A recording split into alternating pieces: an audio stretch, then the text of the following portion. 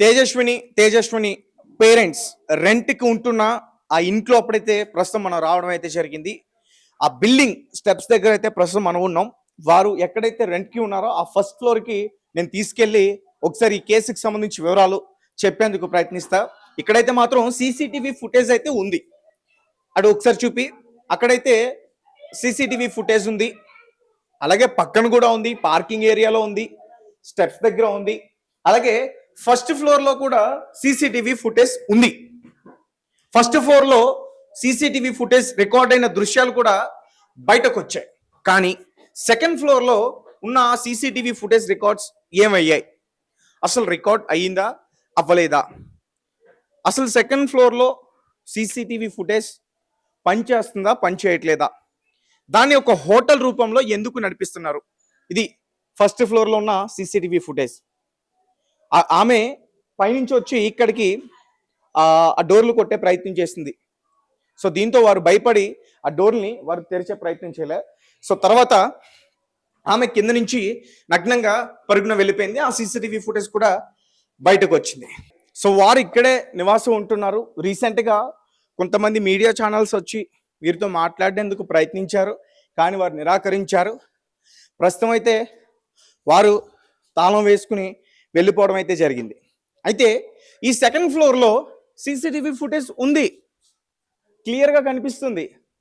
First ఫ్లోర్లో పనిచేస్తున్నప్పుడు second ఫ్లోర్లో ఉన్న ఈ సీసీటీవీ ఫుటేజ్ ఎందుకు పనిచేయలేదు? అంటే ఇక్కడ ఏదైనా దందా నడుస్తుందా? కింద స్థానికులు చెప్తున్నట్టు నిజంగానే రోజుకి 4,500 రూపాయలకి దీన్ని రెంట్కి నడుపుతున్నారా? మరి ఫ్యామిలీ ఉన్న ఈ ఏరియాలో ఇలా రెంట్కి నడపడం ఎంతవరకు కరెక్ట్ అంటూ కూడా చాలామంది క్వశ్చన్ చేసే ప్రయత్నం చేస్తూ ఉన్నారు. మొత్తం కూడా పూర్తిగా ఇదంతా కూడా లాక్ చేసైతే ఉంది. కింద కొంతమంది స్థానికులు అయితే చెప్తా ఉన్నారు, ఇక్కడనే వారు వాకింగ్ చేసుకుంటూ తిరిగేవారు, తల్లి కూతుళ్ళు వారు మాకు కనిపించేవారు అంటూ కూడా. మరి చూస్తే ఇక్కడ వాషింగ్ మిషన్ కూడా ఉంది. సో మరి చాలా వరకు కూడా సామాన్లు వదిలేసి వెళ్ళిపోయినట్టు కూడా కనిపిస్తూ ఉంది. అలాగే చాలా మంది చెప్తున్నారు రోజు ఫుడ్ ఆర్డర్ పెట్టుకునే తినేవారని. ఇక్కడ కూడా ఆర్డర్ పెట్టుకున్న ఫుడ్స్ అవన్నీ కూడా కనిపిస్తూ ఉన్న పరిస్థితి. ఇవన్నీ కూడా మనం క్లియర్గా చూడొచ్చు. ఇన్స్టామార్ట్, స్విగ్గీ, జొమాటో ఇటువంటి వాటిలో ఆర్డర్ పెట్టుకుని తినే ఆ ఫుడ్ పేపర్స్ ఇవన్నీ కూడా కనిపిస్తూ ఉన్నాయి. అలాగే వెనక కూడా ఇంకొక ఇల్లు ఉన్నట్టుంది. బట్ మరి దీని గురించి అయితే ఇప్పటివరకు ఎవరు కూడా చూపించే ప్రయత్నం చేయలేదు. ఒకసారి మనం ట్రై చేద్దాం. అలాగే ఇక్కడ ఒక విండో ఉంది, దీన్ని ఒకసారి తెరిచేందుకు ప్రయత్నిద్దాం. Okay, right. సో ఇక్కడ కిచెన్ సామాగ్రి కనిపిస్తుంది ఈ ఇంట్లో. ఎందుకంటే ఇవన్నీ కూడా నేను ఎందుకు చూపించే ప్రయత్నం చేస్తున్నానంటే, అంటే ఆ మహిళ నగ్నంగా రోడ్లపైకి పరుగున వచ్చేసింది బయటికి.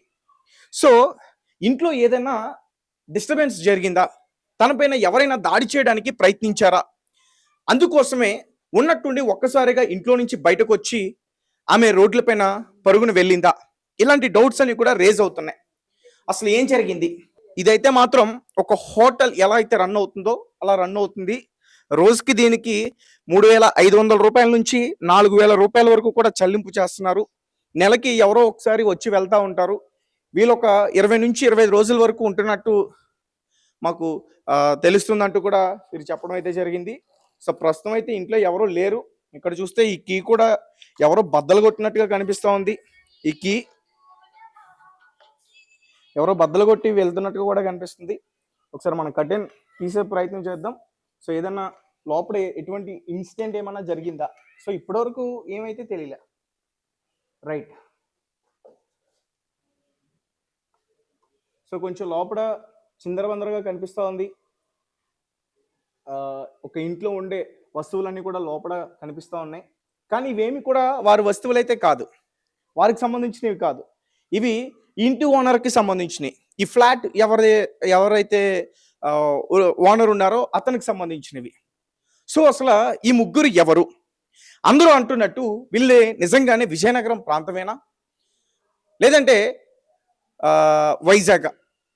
ఇంతకుముందు బెంగళూరులో సాఫ్ట్వేర్ ఉద్యోగం చేసిన తేజస్విని ఒత్తిడి కారణంగా వైజాగ్ వచ్చేసినట్టు కూడా చెప్తున్నారు. దాని తర్వాత ఇక్కడ జాబ్ ట్రయల్స్లో ఉంది. ఇక్కడికి వచ్చి రెంట్‌కి ఉంటున్నారు. మియాపూర్‌లో ఇల్లు కోసం వెతుకుతున్నారు. సో, ఇలాంటి వార్తలన్నీ కూడా బయటకొచ్చాయి. అయితే మరి ఆ మహిళకి అసలు ఏమైంది? ఏదైనా మెంటల్‌గా డిస్టర్బ్ అయిందా? లేదంటే తల్లి చెప్తున్నట్టు ఏయైనా పీడకలలొచ్చాయా? అందుకోసమే ఆ రకంగా ఆమె ప్రవర్తించి పారిపోయే ప్రయత్నం చేసిందా? సో, తల్లి ఆమె ఏం చెప్తుంది? నన్ను ఇంట్లో బంధించి వెళ్ళిపోయింది అంటూ కూడా చెప్తా ఉంది. సో, ఆమె చెప్తుంది నిజమా? అబద్ధమా? అసల చాలా డౌట్స్ అయితే ఉన్నాయి. ఆమె చావుకి కారణం ఎవరు? ఆమె నిజానికి ఆ చెరువులో బలవన్మరణానికి పాల్పడి ఆ చెరువులో దూకి ఆత్మహత్య చేసుకుందా? లేదంటే ఎవరైనా చంపేశారా? ఓనర్ పాత్ర ఏంటి? కింద ఉన్న బ్యాచ్‌లర్స్ పాత్ర ఏంటి? ఆ బ్యాచ్‌లర్స్‌ని పోలీసులు ఎలాంటి క్వెషన్స్ అడిగారు? వారు ఏం సమాధానాలు చెప్పారు? అలాగే వారు ఎందుకు తర్వాత ఆమె వెళ్ళిన తర్వాత 47 నిమిషాల తర్వాత ఎందుకో ఆమెని వెతుక్కుంటూ వెళ్లారు? వాళ్ళ పేరెంట్స్ చెప్తే వెళ్లారా? వారంతట వారే వెళ్లారా? ఇలాంటి విషయాలన్నీ కూడా ఖచ్చితంగా పోలీసుల యొక్క ఇన్వెస్టిగేషన్‌లో తెలిసే పరిస్థితి అయితే ఉంటది.